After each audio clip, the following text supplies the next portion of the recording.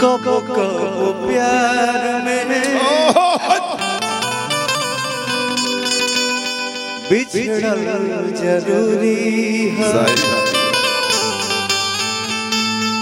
कबो कबो प्यार में एहसास कराइए। ये जो आप जो कह रहे थे गांधी मैदान से लेके पूरी घटना को, अरे आप में तो ताकत है कि पूरी घटना बदल दे। आप में वो ताकत है कि आप सबको एक ऐसा खूबसूरत हाथ है कि जिसके कंधे पर पड़ता है वो सुपरस्टार हो जाता है। एक ऐसा हाथ है जिसको हारमोनियम पकड़ के बता दे वो गाने लगता हो।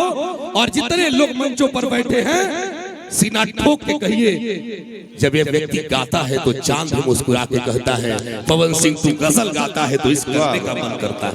इसलिए ये झूठी बड़ाई नहीं है। ये दुनिया के सभी सुपरस्टार को आप चाहें तो अपनी पंक्तियों में खड़ा कर सकते हैं। इसलिए भोजपुरी को नाज है, यदि हिंदी सिनेमा को नाज है कि हमारे पास अमिताभ बच्चन है, क्रिकेट को नाज है कि हमारे पास सचिन तेंदुलकर है, तो हम भोजपुरी वासियों को नाज है कि हमारे पास पवन सिंह शहर में है। एक तो देहाते देहात धान का खेती असली प्यार का देहात में भाई हमारे साउंड बॉक्स के सामने हाथ मोड़ के खड़ा बड़े कहता है भाई तू कहबूता जी अब ये रानी, तू कहबूता मर जाए। आज के जानते हैं पवन सिंह जी, आज के कार्यक्रम के मैन ऑफ द मैच वही है, उन्हें हमने घोषित कर दिया। अरे तो पहाड़ी नागिन हमें ए व्यास जी, ये रवि रंजन भाई किताब आपके ऊपर लिखे हैं पावर स्टार, दो शब्द बोलना चाहते हैं उसको। आइए आइए जय रवि रंजन जी। रवि रंजन जी आप गाना जिला के साथ किताब जब लॉन्च हो तो अमित कथा कहे जी आप बोलते हैं तो हमारे खून में गर्मी आ जाती है। आइए लीजिए माइक। एक हमारे चाचा जी हैं जिद्दी जी, ये भी बोलते हैं तो कभी कभी खोलता है मन। एक है नरमा गल फिर बेटा सुला देता है, बट अच्छा इंसान, गॉड ब्लेस यू। खूब आगे द्वार पर टाइल्स में लगा होता है। मैं किताब जब लिख रहा था पावर स्टार जो जल्दी छप जाएगी, तो मैं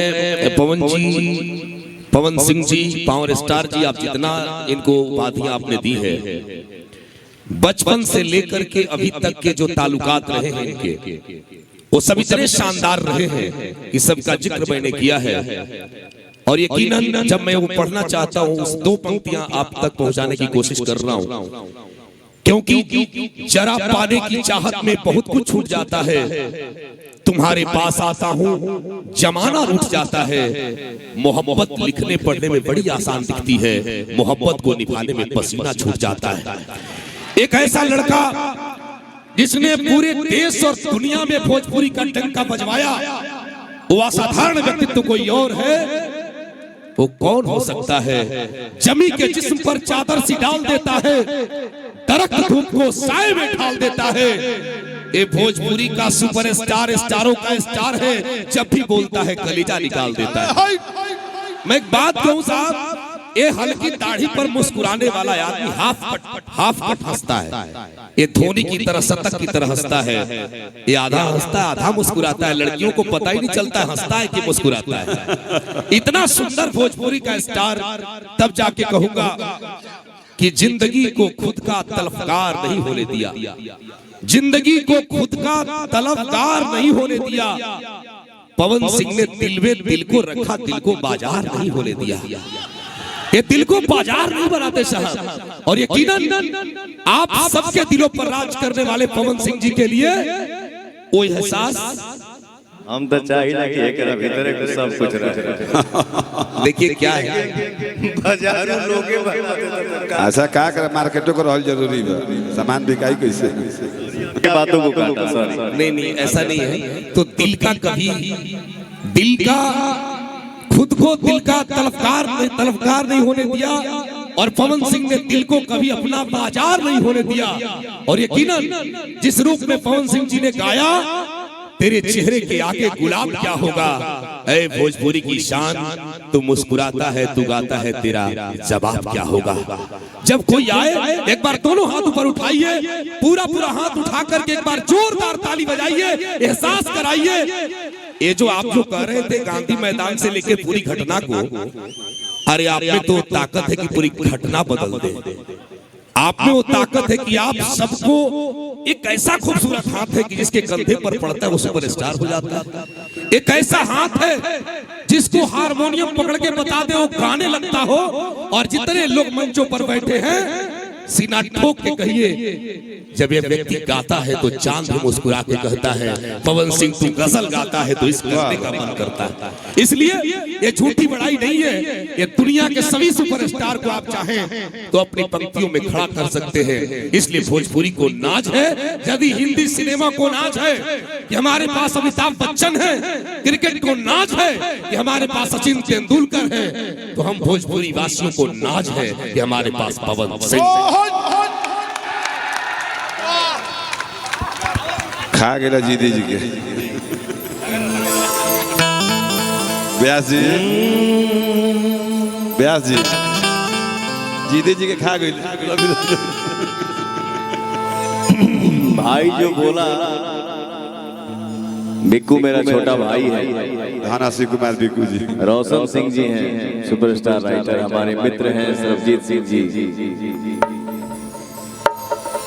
सुपरस्टार गायिका शिवानी सिंह जी बैठी हैं, सोना सिंह जी बैठी हैं। देखिए मरियम बहुत गंभीर लड़की है, बहुत एक छोटा सा कोहिनूर हम लोगों के बीच में आया हुआ है, बैठा हुआ है, जिसका नाम है प्रियांशु सिंह। उठ जा बेटा।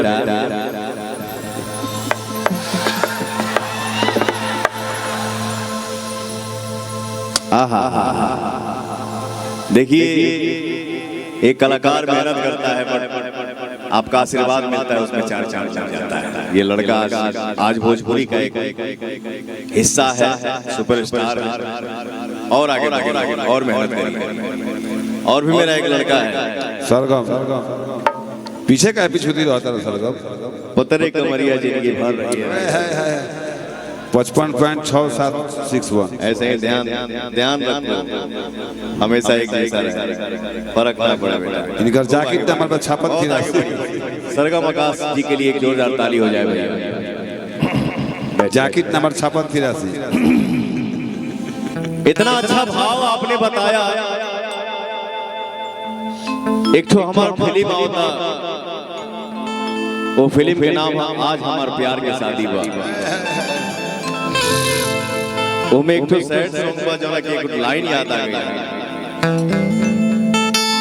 कबो कबो प्यार में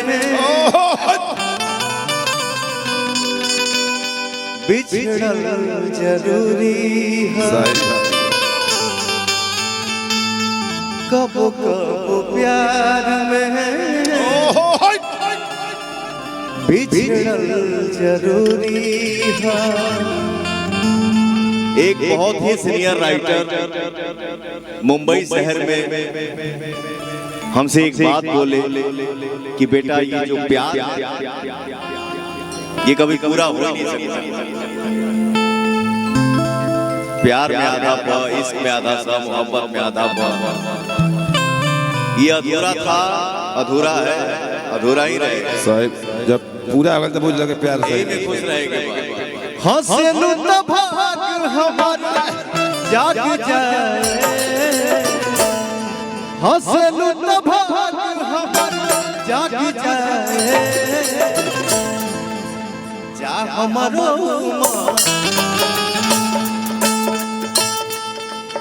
कितना अच्छा लागेला जब पौनवा गावेला।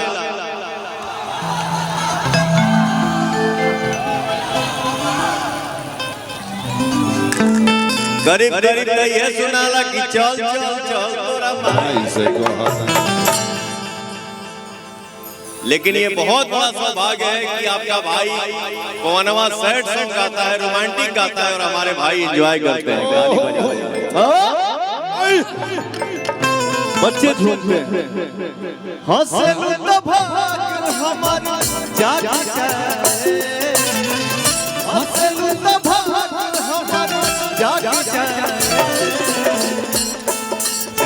हमरो हमरो मन जा हमरो हरे के जा हमरो मन तोहरे के लाग जाए जा हमरो मन तोहरे के लाग जाए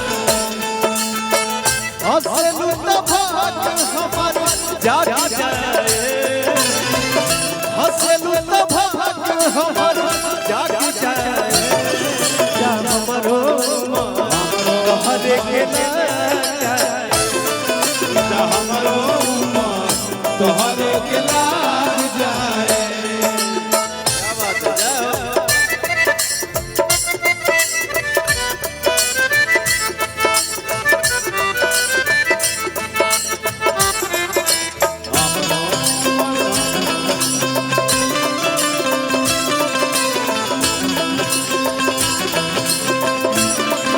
जा हमरो मन तोहरे के लाग जाए जा हमरो मन तोहरे के लाग जाए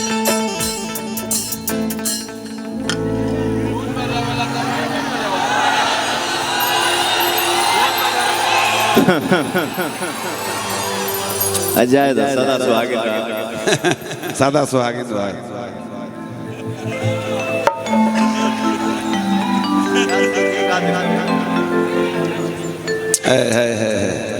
ये सब यही माटी के भरल धन